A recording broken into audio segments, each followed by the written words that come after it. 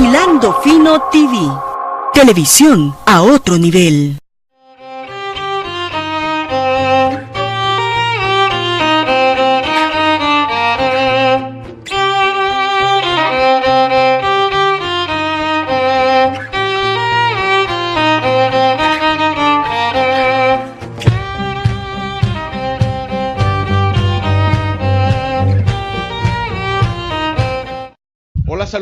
Hola, saludos y muy buenos días. Bienvenidos. Hoy vamos a tener una entrevista muy interesante, muy especial, pero también vamos a tocar temas geopolíticos desde el punto de vista de lo que es el hemisferio occidental, la relación con Estados Unidos, Venezuela, todo lo que ha significado el proceso venezolano. Creemos que a partir de lo que está ocurriendo en Venezuela, en el hemisferio occidental, esto ha redefinido el nuevo mapa geopolítico de América Latina con el tema de Brasil, con el tema de Argentina. La llegada de Hugo Chávez al poder significó un gran salto político para Caracas y para todo el hemisferio occidental, América Latina y el Caribe incluido. Entonces hoy vamos a conversar con Larry DeBoe. Larry DeBoe es nuestro invitado de hoy, es abogado adjunto a la vicepresidencia de la República Bolivariana de Venezuela, está de visita en nuestro país y está con nosotros. Muy buenos días y bienvenido. Bueno, muy buenos días a ti, y a quienes nos ven por tu programa. Siempre es un gusto estar aquí en República Dominicana. Venezuela y República Dominicana son pueblos hermanos, somos la misma gente, como decimos allá en Venezuela. Ha estado mucho, como te decía previamente, ha estado por allí, por Caracas, y me parece que ustedes están realizando un gran proceso político interno con dificultades, tanto externas como internas, pero es interesante porque así son los procesos de transformación. Así es. Bien. Yo creo que usted vea algo que nosotros le tenemos preparado, la producción, Abel Buen y Eucres y Sayas prepararon para usted. Hicimos una producción, usted ya está enterado de lo que va a ver. Así, correcto. Pero que la población, la opinión pública desea tener una idea de lo que se trata. Vamos a pasar a lo que ocurrió en Naciones Unidas y ya luego usted tendrá a partir de ahí la oportunidad de conversar y abrir la mesa de diálogo, ¿le parece? Adelante, sí. Sí, vamos a ver, adelante, vamos a ver lo que tenemos. Comentamos este último movimiento de la administración Trump con nuestro compañero en Washington, José Díaz Briseño. Muchos saludos, José. Este anuncio sigue con la tendencia de Trump de retirarse de los foros y acuerdos internacionales. ¿Es esto una nueva señal de que Washington cada vez quiere saber menos del mundo, sobre todo en materia de derechos humanos?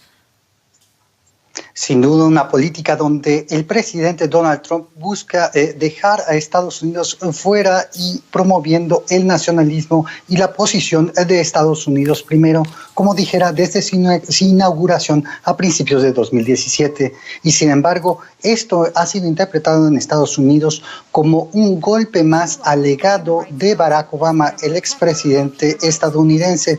Recordemos, en 2006, cuando se formó el Consejo de Derechos Humanos bajo la administración de George W. Bush, ellos habían dicho que mantenían su reserva sobre integrarse al organismo y sin embargo en 2009 el presidente Barack Obama entonces dijo: es mejor ser parte de este consejo para buscar promover los derechos humanos y buscar soluciones desde dentro de este. ¿No es un mal momento para dar este paso ante la grave situación migratoria en Estados Unidos que tantas críticas internacionales está levantando? Todos los medios en Estados Unidos han compaginado las dos informaciones, pues ciertamente es un tanto irónico que justamente en medio de una crisis humanitaria donde más de 2.000 niños han sido separados de sus familias, de sus padres en la frontera entre Estados Unidos y México, ahora la administración Trump toma esta decisión. Recordemos, bien se decía, distintos organismos, el propio Alto Comisionado de Naciones Unidas ha dicho que esta política es inconcebible. Por otro lado, la propia Comisión Interamericana de Derechos Humanos ha dicho que esto no podía tener lugar y que es altamente preocupante. Las condenas de los organismos internacionales, sin embargo, continuarán, pero la presión interna quizá es la que haga que Trump ceda en su política. Gracias, José, por ampliarnos estas informaciones desde Washington. Pasamos a esta parte de lo que usted va a ver hoy y, bueno, su parecer. Bueno, fíjate, ese video refleja un poco la inmoralidad del gobierno de los Estados Unidos cuando se habla del tema de los derechos humanos, ¿no? Porque ellos, como parte de su política exterior, pretenden presentarse en el mundo como los paladines en materia de derechos humanos, como la Policía Internacional encargada de velar porque todos los países respeten los derechos humanos, pero cuando tú examinas su situación interna, te consigues con un escenario que los deja a ellos desnudos, ¿no?, en esa materia, ¿no? Estados Unidos, por ejemplo, no ha ratificado los principales instrumentos internacionales en materia de derechos humanos. La Convención de los Derechos del Niño, ¿no?, que es una de las convenciones internacionales más ratificadas, más de 190 países lo han ratificado, y los Estados Unidos es uno de los países que no han suscrito ese tratado internacional. No reconocen tampoco el Pacto de Derechos Económicos, Sociales y Culturales. Es decir, están aislados de las obligaciones internacionales que sí le pretenden imponer a todo y cada uno de nuestros países de la región, pero también en el mundo, ¿no? Estados Unidos no ha reconocido la competencia de ningún organismo de Naciones Unidas para conocer denuncias presentadas por ciudadanos de su país, ¿no?, lo cual deja a esos ciudadanos en una situación de indefensión, ¿no?, porque tampoco a nivel interno ellos tienen una institución independiente que se encargue de la defensa de los derechos humanos, ¿no? Entonces, ¿Qué implicaciones tiene que Estados Unidos haya salido de los derechos humanos? ¿Qué implicaciones prácticas tiene eso? Bueno, eso es un reflejo de esa política de desconocer todo el sistema de las obligaciones internacionales en materia de derechos humanos, ¿no? Ellos ingresaron al Consejo bajo la presidencia de Obama, como bien lo decía el reportaje, con la intención de controlarlo desde adentro, ¿no?, para utilizarlo con fines de dominación contra los países de nuestra región y del mundo, ¿no? Pero al ver que no pudieron obtener ese objetivo y que el Consejo de Derechos Humanos empezó a mantener una posición firme en defensa de los principios de imparcialidad, de objetividad, de que no exista un doble rasero en el examen de los asuntos de derechos humanos, ellos deciden pues retirarse de ese organismo, demostrando su menosprecio por instancias tan importantes como esa. Esas aplicaciones de asuntos de estrategias humanitarias que Estados Unidos está planteando, ¿lo utiliza para la justificación, para la intervención en los pueblos, en los países soberanos? Así es. En el caso, por ejemplo, de Venezuela, esa ha sido la vía, ¿no?, que han conseguido para justificar acciones de violencia o agresión armada contra nuestro país. Lo declaró en su momento el comandante del Comando Sur, ¿no?, de las Fuerzas Armadas de los Estados Unidos, ¿no?, que dijo que los Estados Unidos intervendría militarmente en Venezuela si existiese una crisis humanitaria y si fuese solicitado por un organismo internacional, ¿no? Es decir, se utiliza una vez más el tema de los derechos humanos, se falsifica una supuesta crisis humanitaria para obtener objetivos del punto de vista político que no pueden obtener por ninguna otra vía, ¿no? Es una experiencia que ya nuestro continente conoce bien, ¿no? El espíritu intervencionista que rige a los Estados Unidos y cómo se utilizan diversas formas de campaña internacional, pero también de agresión económica para lesionar a un pueblo. El gobierno español apenas ayer acaba de declarar que descartaría la vía armada y que plantea la posibilidad de ampliar el diálogo en Venezuela. No obstante, la oposición política venezolana se mantiene en el exterior a través de sus aliados y los aliados en el hemisferio occidental, tanto en el Caribe como en todo el hemisferio, incluyendo Europa, sobre la denuncia al respecto del gobierno de Nicolás Maduro. Ahí hay un debate, por supuesto, que se da tanto a nivel interno como a nivel internacional, ¿no? A nivel interno es que en Venezuela lamentablemente no cuenta con una oposición, ¿no? Existen diversas oposiciones, diversos sectores, ¿no?, que plantean estrategias de abordaje distinto a la situación venezolana, ¿no?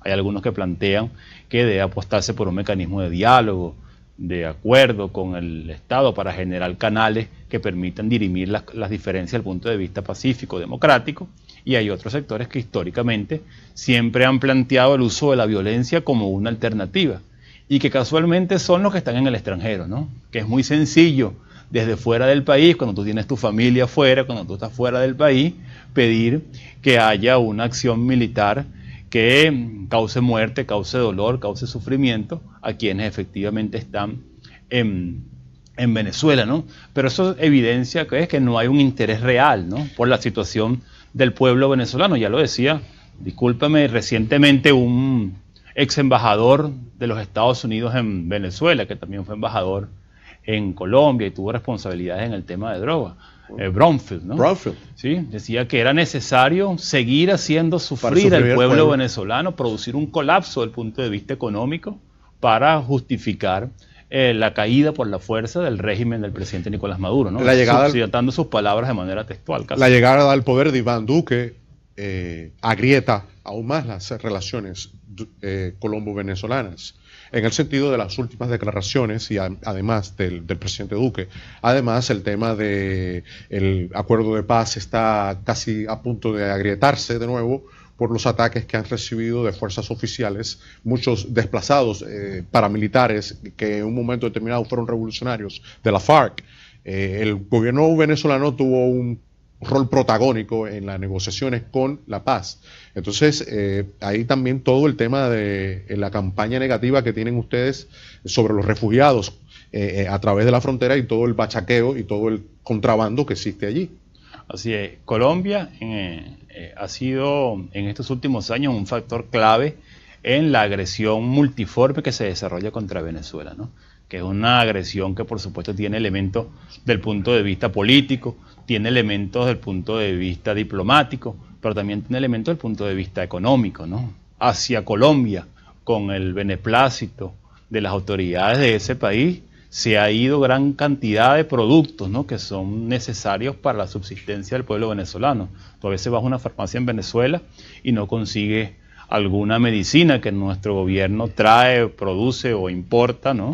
A precios subsidiados. Pero apenas cruzas la frontera, la consigues expuesta en la vía pública de manera libre, sin control alguno de las autoridades, por supuesto a precios internacionales. En el caso del combustible, Venezuela prácticamente está siendo desangrada desde Colombia con el contrabando del combustible, un mecanismo que ha sido incluso legitimado, ¿no? Por resoluciones e instrumentos que se han tomado de ese país. Y ahora recientemente se ha utilizado la bandera de la movilidad, la migración de un número de venezolanos que han decidido, como es su derecho humano, a desplazarse por nuestra región en busca de mejores condiciones de vida ante la situación de coyuntura que puede estar viviendo Venezuela, ¿no? Un poco desde Colombia olvidando la historia de la relación bilateral, ¿no? Donde Venezuela históricamente ha recibido más de 5,5 millones de colombianos que fueron recibidos por nosotros con los brazos abiertos, ¿no? Sin, como digo yo, sin ningún escándalo internacional, sin pedirle ayuda a la ONU para atender el flujo masivo de ciudadanos colombianos, ¿no? Fueron hermanos y hermanas recibidos en nuestra patria, incorporadas a la salud, a la vivienda, al trabajo, a un trato digno, ¿no? Con una circunstancia diferente. Los venezolanos que hoy han tomado la decisión en los últimos meses, años, de salir de Venezuela lo han hecho fundamentalmente por razones económicas, ¿no? Buscando mejores condiciones de vida, a diferencia del flujo que recibimos nosotros de Colombia, que es gente que fundamentalmente salió huyendo literalmente de la guerra, del conflicto interno que vive ese país, ¿no? Bien, hay todo un ascenso de la extrema derecha en todo el mundo. Desde Europa a América Latina y el Caribe se ha incrustado un nuevo fenómeno que es la derecha. El fenómeno de los fake news, el Departamento de Estado, las intervenciones del Departamento de Estado. Hay mucha guerra en el mundo. Estados Unidos está interviniendo Siria y hay todo un holocausto en Yemen. Ayer en Naciones Unidas se alarmaba hablando de que era la mayor hambruna que se va a producir en los próximos años a partir del holocausto en Yemen. Sin embargo, hay toda una opinión pública internacional encabezada por las principales cadenas de televisión y de medios de comunicación hostigando, por ejemplo, a lo que es, en este caso, Caracas. En México, todos los días, y lamentablemente lo decimos, y con mucho dolor, surgen fosas comunes. Sin embargo, Estados Unidos y la ala derecha de la Unión Europea se fija en Venezuela. El petróleo, el gas, todo eso forma parte de este tinglado, o es que, como muchos dirán y preguntarán, ¿Maduro es un dictador?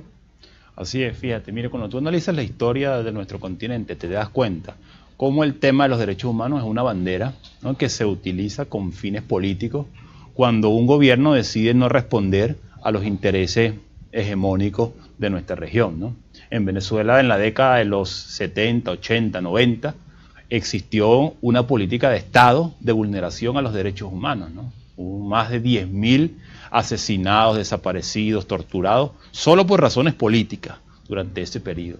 Pero cuando tú ves el comportamiento del sistema internacional, hay un silencio absoluto sobre esos hechos, ¿no? Un poco tú pudieras decir, bueno, como eres mi aliado, yo miro para otro lado y no denuncio la circunstancia que allí está ocurriendo, porque Venezuela estaba subordinada a los intereses de los Estados Unidos en nuestra región, ¿no? Y por supuesto los intereses económicos que reinan en los Estados Unidos. Luego de que el comandante Hugo Chávez llega al poder y en sus primeros años se produce una luna de miel, digamos así, ¿no? Mientras intentaron tratar de controlarlo, ¿no? Para que siguiera respondiendo a los intereses, se mantuvo esa luna de miel. Pero luego de que Venezuela, a partir del 2001-2002, decide marcar un rumbo propio, sobre todo en el modelo económico, en el modelo de toma de decisiones, se ha utilizado el tema de los derechos humanos con fines políticos, ¿no? Entonces se habla, por ejemplo, en el mundo de que en Venezuela hay, no sé, persecución política, pero no se dice nada de los dirigentes de derechos humanos que son asesinados en países vecinos, o las situaciones de violencia como tú las has narrado en otros países de la región, o la propia circunstancia de derechos humanos de los propios Estados Unidos, ¿no? Hace unas semanas se divulgaba un informe donde decía que hay más de 200.000 niños en Estados Unidos, claro, presos junto con adultos, ¿no? Y en algunos casos condenados a cadena perpetua o a pena de muerte, ¿no? Bastaría que ocurrieran unos muy pocos casos de esos en nuestros países para que se justificara cualquier agresión internacional, ¿no? Bien, vamos a una pequeña pausa comercial. Ya regresaremos. Cuando regresemos de esta pausa vamos a observar también algunos aspectos que tienen que ver con el Consejo de Derechos Humanos en Naciones Unidas. En este momento en Haití hay una desestabilización. El presidente haitiano acaba de sufrir, según los cables, un atentado. Vamos a una brevísima pausa. Ya regresamos porque toda la región latinoamericana, Nicaragua en convulsión, y entonces cuando uno observa de lo que se trata fundamentalmente es una especie de la réplica de la guarimba, del desorden en Nicaragua, del desorden en Haití, y no podemos pasar por alto lo que está pasando con Bolsonaro en Brasil y con lo que va a seguir ocurriendo, porque ustedes, los venezolanos, están siendo cercados en sus fronteras para prohijar la posibilidad de una intervención humanitaria de cascos azules. Pausa, regresamos, no se vaya. Estamos hablando sobre derechos humanos y Venezuela. No se vaya y regresamos.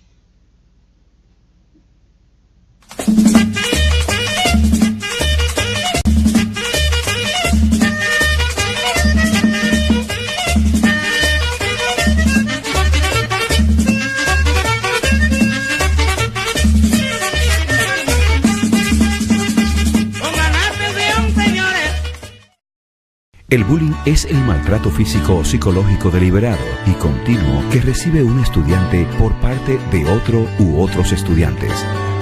¿Sabías que también puede ser por redes sociales?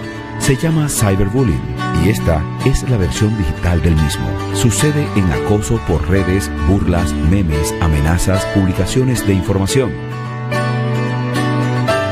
Es importante no quedarte callado. Si eres víctima de acoso, comunícaselo a tus padres o tutores, orientadores o psicólogos y docentes. No alimentemos esa acción. Cuidemos lo que decimos. Nunca sabemos cómo podemos herir a los demás. Ministerio de Educación. Lo que inició como una simple idea pasó a ser un programa televisivo y ahora se convierte en un canal de televisión. Televisión a otro nivel. Tecnología 4K.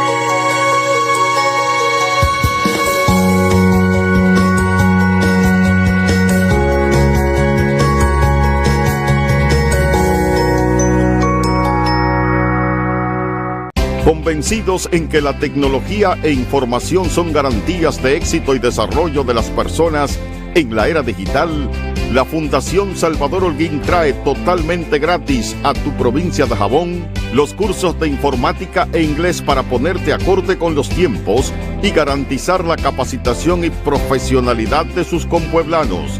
Ya están abiertas las inscripciones. Llama ahora mismo al 849-457-4226. Fundación Salvador Holguín. Tecnología a tu alcance.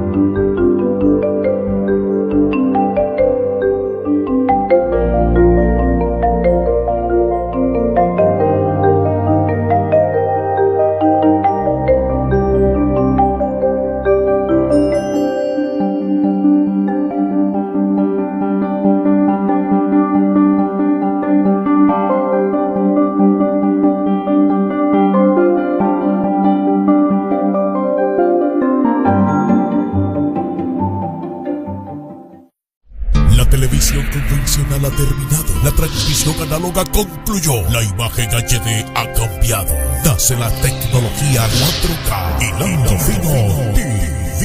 Televisión a otro nivel.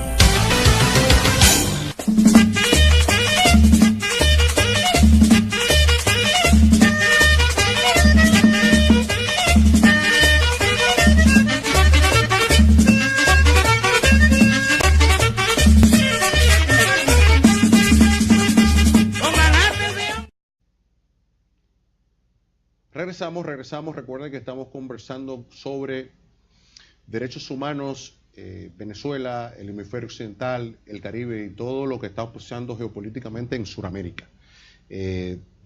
Vamos a ver en este momento otro video. Correcto. Para que usted tenga una idea de nuestra producción. Adelante con el video en lo que continuamos, que no estamos listos todavía. Vamos a continuar con el tema de hemisferio. Muchos venezolanos desde República Dominicana y de diversas partes del mundo han empezado a migrar de nuevo, a retornar a Venezuela. Vamos a ver esto y regresamos en breve. Vamos a ver. Estados Unidos entra en una guerra diplomática con la Corte Penal Internacional. Ha amenazado con sanciones si intenta enjuiciar a militares estadounidenses y miembros de la CIA por presuntos crímenes cometidos en Afganistán. El consejero de Seguridad Nacional, John Bolton, rechaza por completo la legitimidad de la Corte. Dejaremos que la CPI muera por sí sola. Después de todo, a todos los efectos, ya está muerta para nosotros. La medida llega tras una solicitud de la Corte Penal Internacional para investigar crímenes de guerra en Afganistán y un intento de Palestina de llevar a Israel ante el Tribunal de la Haya por denuncias de abusos contra los derechos humanos en Gaza y la Cisjordania ocupada. En respuesta a estas últimas acusaciones, Bolton dijo que Estados Unidos está cerrando la misión diplomática palestina en Washington. La CPI defiende que opera dentro de un marco legal estricto, ya que los crímenes investigados se habrían cometido en países que han ratificado el Estatuto de Roma.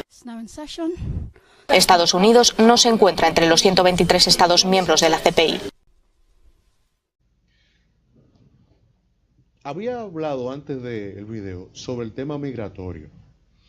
Yo quiero vincular el tema migratorio de lo que está ocurriendo con Venezuela con lo que está ocurriendo en Afganistán, en Irak, en Libia, en Siria, en toda esa zona, para que usted pueda explicar lo que es la Corte Penal Internacional y el significado de que Estados Unidos haya salido de la Corte. ¿Qué implicaciones tiene eso para toda la opinión pública mundial en realidad? Y eso ubicándolo con el tema de la política humanitaria que ha provocado una migración masiva con el golpeo a la economía venezolana.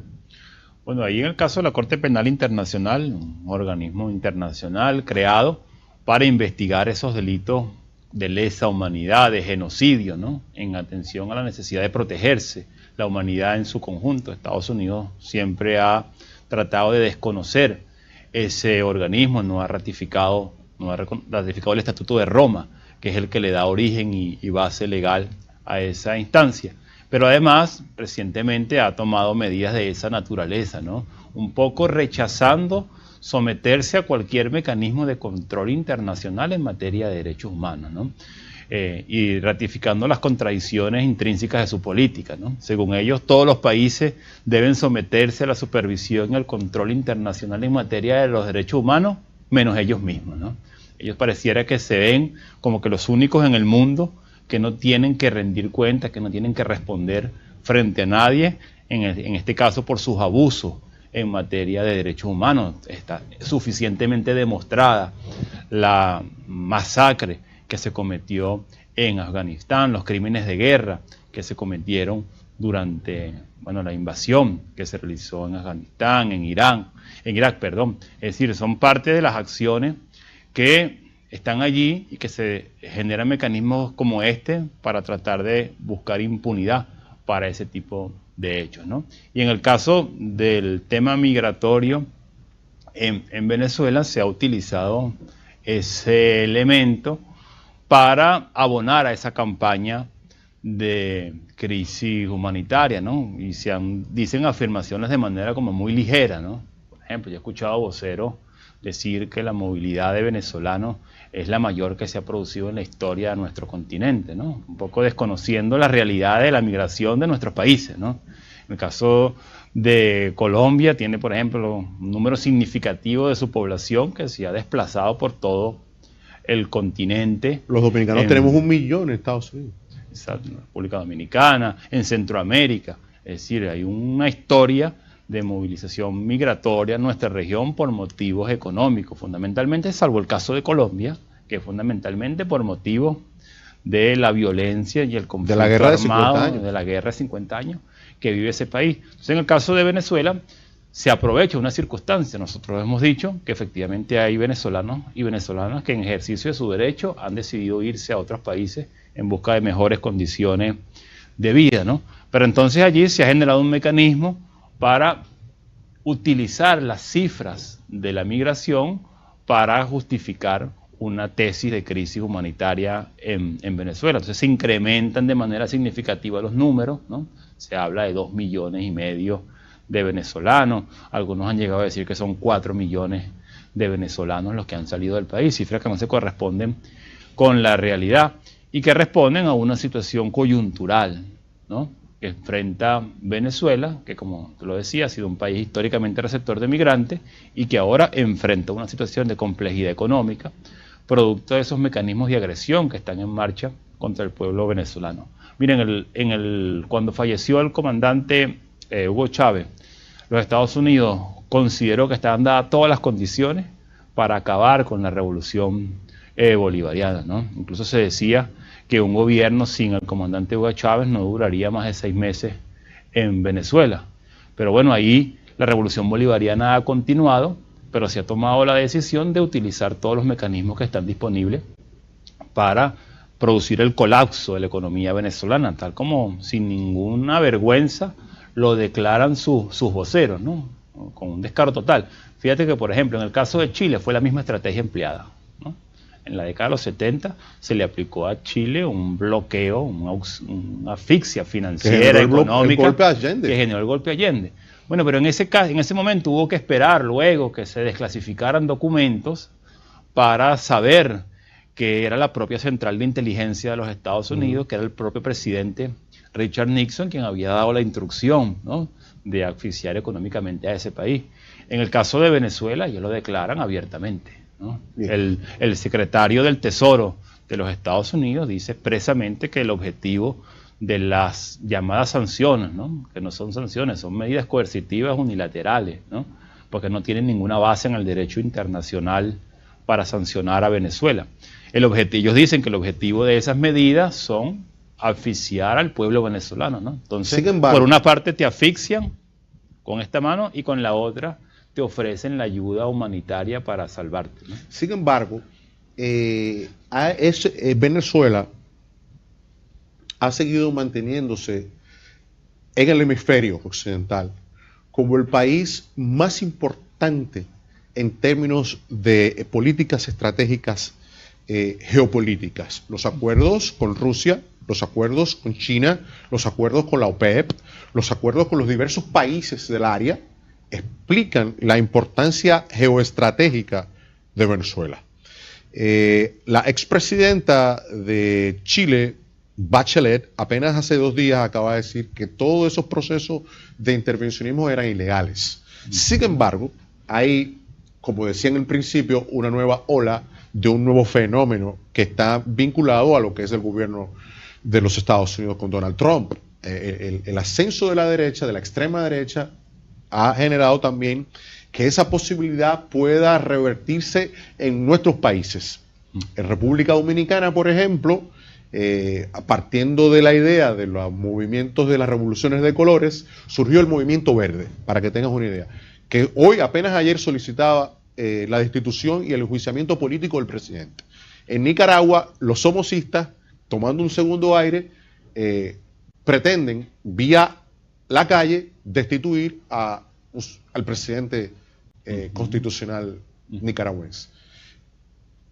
Tenemos a Bolsonaro en Brasil, tenemos a un presidente preso sin un expresidente preso sin una sola prueba y un golpe de Estado a Dilma.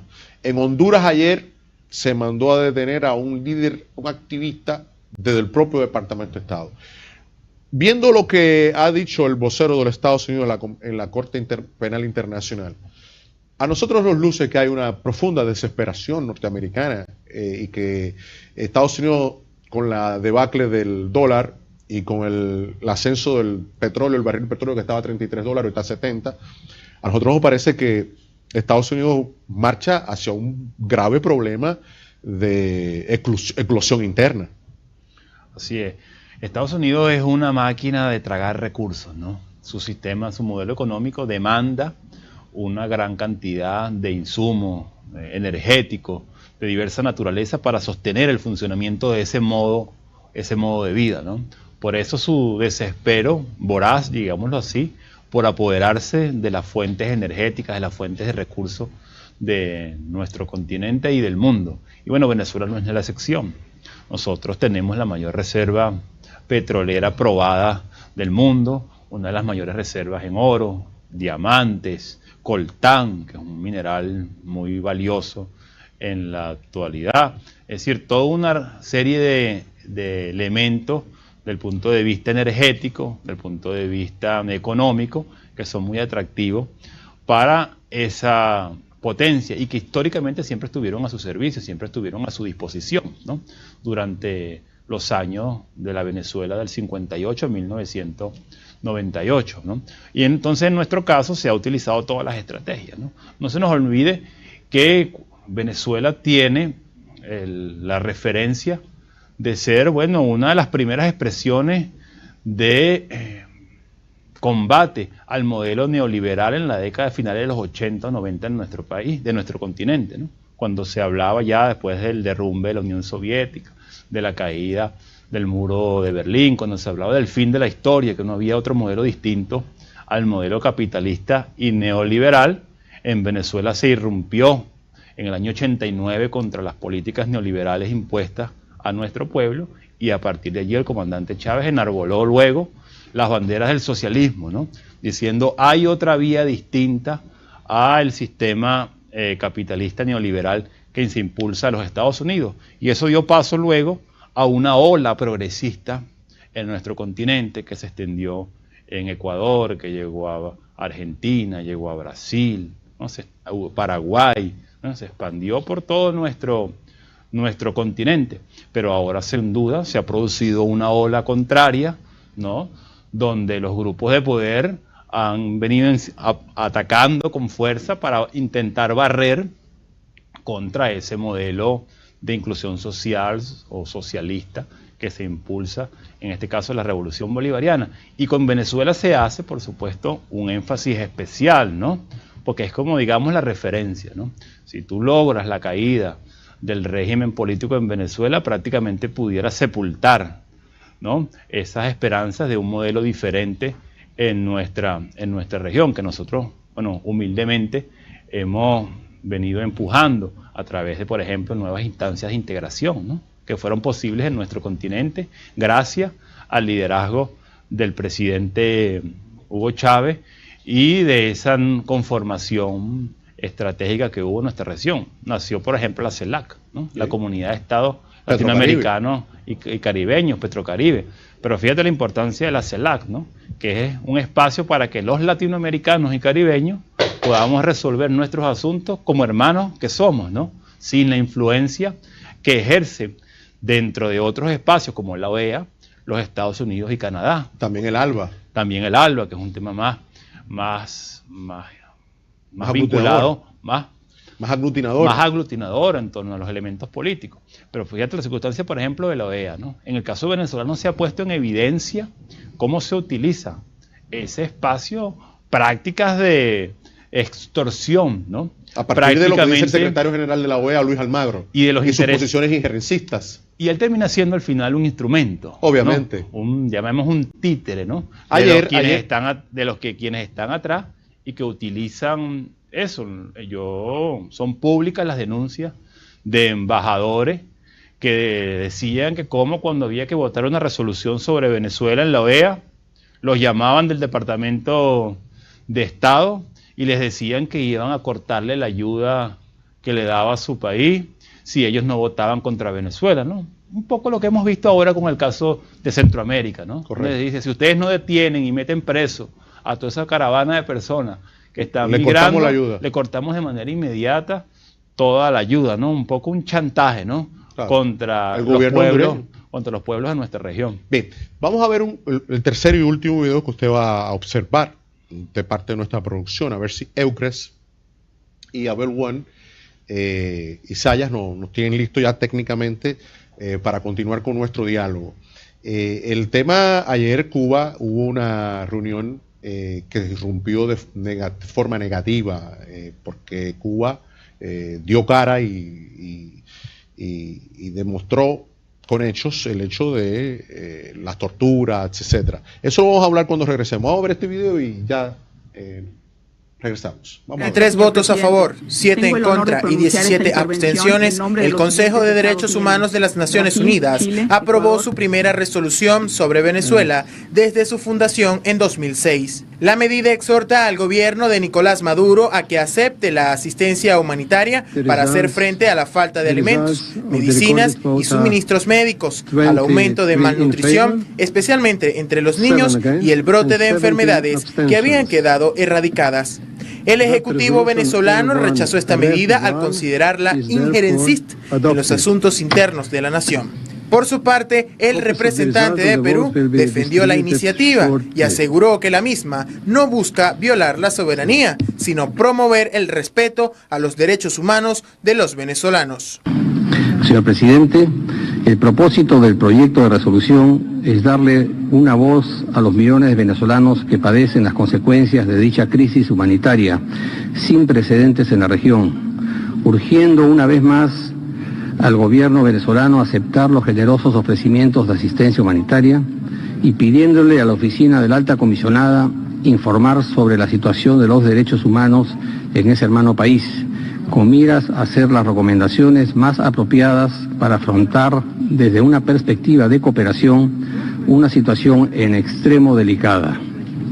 Nuestra propuesta obedece al mismo tiempo a la legitimidad con la que el sistema internacional de los derechos humanos, particularmente este Consejo, puede y debe pronunciarse en situaciones de violaciones o grave riesgo para la vigencia de los derechos humanos. La iniciativa es respetuosa de la soberanía de Venezuela. ¿Qué tiene que decir? Bueno, fíjate en este caso del Consejo de Derechos Humanos, ¿no? Desde su creación se había venido manteniendo ese espacio como un lugar para un abordaje del tema de los derechos humanos de una manera objetiva, imparcial, no selectiva, ¿no?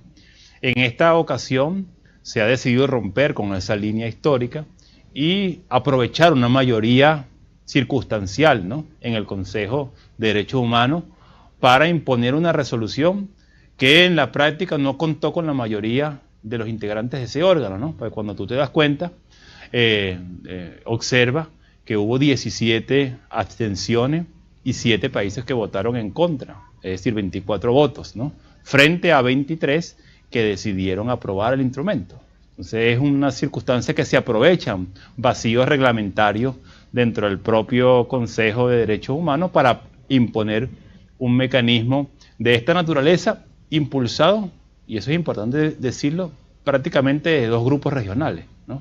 Esa es una resolución que aprueban fundamentalmente el llamado autodenominado Grupo de Lima y los países de Europa Occidental, ¿no? Que por supuesto han asumido una posición de beligerancia contra Venezuela, pero que no contó con el respaldo y con los apoyos de los distintos grupos regionales que integran ese Consejo de Derechos Humanos. Hemos hablado técnicamente desde el punto de vista geopolítico de los derechos humanos y todo.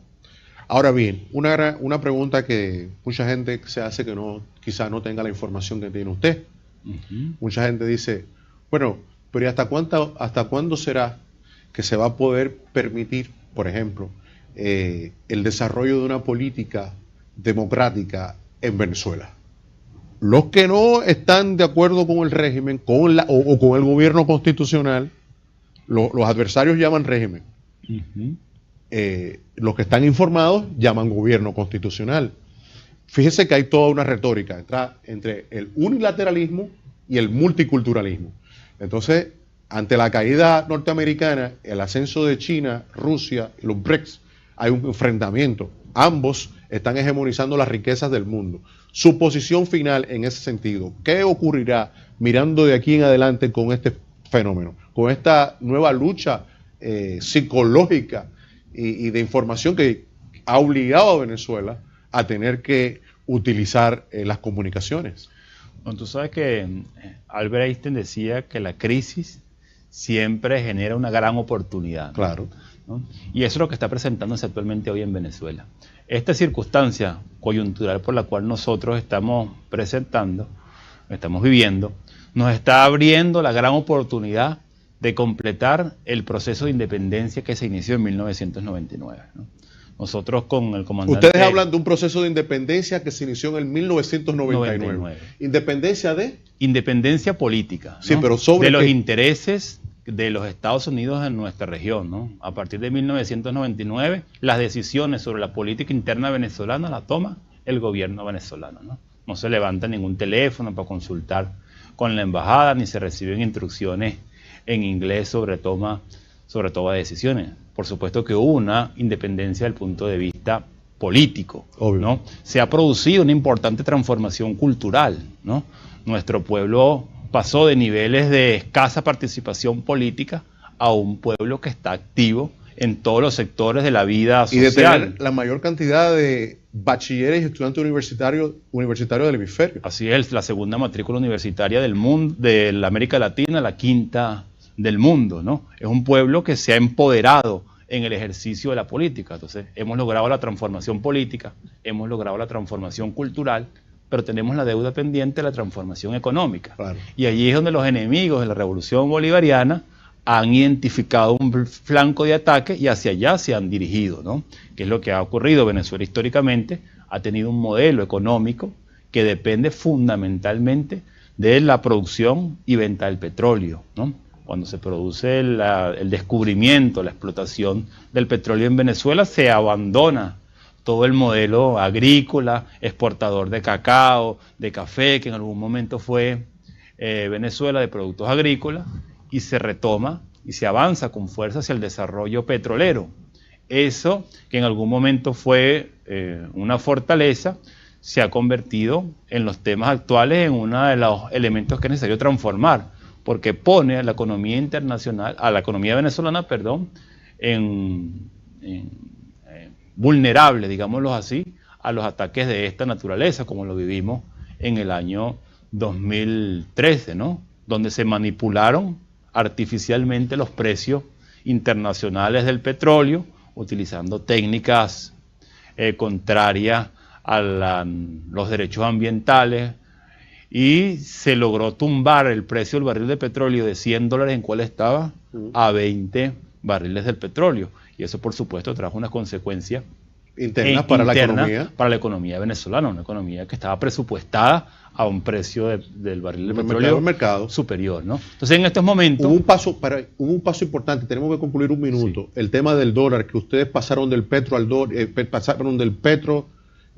fundaron el petro, y entonces crearon el petro, y entonces el tema del dólar pasó a ser el yuan, la transferencia ahora, un paso trascendental en América Latina. Así es, entonces ahora, con esta situación coyuntural, se ha planteado la vía para esa transformación, ¿no? Diversificando la economía, abriéndonos a un nuevo modelo económico, rompiendo con la dependencia del dólar, una dependencia que nos hizo mucho daño, ¿no? Porque por el tema especulativo. Sí, porque Venezuela en la actualidad está impedida de utilizar el dólar como moneda de pago a manera internacional, porque Estados Unidos sanciona a los países que hagan negocio con ustedes. Así es. Cualquiera que haga operaciones con Venezuela, bien sea para venta de medicamentos, medicina, es lo mismo del bloqueo a Cuba. Exactamente lo mismo. Lo único que usted tiene más recursos para poder resistir más. Así es. Bien, gracias por estar con nosotros. Ha sido un enorme placer que usted esté aquí. Yo no creo que usted se vaya, ni con quien anda con ustedes, porque hay un asunto finalmente con Haití. Bueno, hay un tema, el presidente haitiano sufrió un atentado y eso repercute directamente en Santo Domingo. Eso va a provocar una situación interna porque se trata de una desestabilización y hay mercado entre Haití y República Dominicana. Vamos a ver rápidamente y por ahí mismo nos vamos. Hola amigos, Carmen Martínez con un avance de noticias. El presidente de Haití, Jovenel Moïse, habría sufrido un atentado este miércoles durante las protestas que se efectúan en ese país para exigir una investigación sobre el presunto desvío de 3.800 millones de dólares de los fondos del acuerdo petrolero con Venezuela, donde también habrían resultado heridos 2 guardias de la seguridad nacional. El hecho habría ocurrido cuando Moïse depositaba una ofrenda floral con motivo de la conmemoración del asesinato del padre de la nación, Jean-Jacques Dessalines. Tendremos detalles de estas y otras informaciones a la 1 de esta tarde. Bien, gracias por estar de nuevo una vez con nosotros y a todos ustedes, a los que nos sintonizan a través de Hilando Fino en vivo. Recuerden que estamos de lunes a viernes, de 11 a 12 del mediodía, de lunes a viernes, de 11 a 12 del mediodía en Hilando Fino y para todos los cables a nivel internacional y recuérdense en toda la televisión digital. Y que esta noche a las 11:30 de la noche a través de Luna TV para los 14 canales del Cibao y también para todos los sistemas de cable de República Dominicana. Muchas gracias por estar con nosotros, por haber compartido con nosotros, por dedicarnos toda esta hora y muy amable. Será pues hasta la próxima. Nos vemos.